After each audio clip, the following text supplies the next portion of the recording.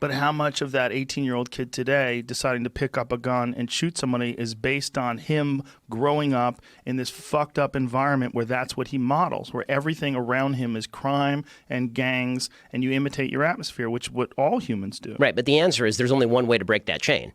What way is that? That way is to not pick up a gun and shoot somebody. I think that's a simplistic way of looking at it if you're on the outside of that community and you're not one of those 18-year-old kids that grows up with the incredible influence of all the people around him, and that's all you see, and that's all you know. Well, but the problem is the only way that's going to be the thing that your kid doesn't know is for you not to do it. At some point, personal agency has to come in. It does, because education and teaching them about personal agency and letting them understand that there's a way out of this and that the path that they see being replicated over and over again by these people that wind up dying young, that wind up going to jail, that there are other options. There's a lot of kids that never get that other information. Or if they get it, they get little blips of it, but the vast majority of the information, the vast majority of the influence they get is terrible. Well, I totally agree with this. And this is why I think the worst thing that you can say to a kid is you're born behind the 8 ball and no matter what you do, you're not going to succeed. Yes, right? That's literally the worst thing you can say to a kid. What you should be saying is,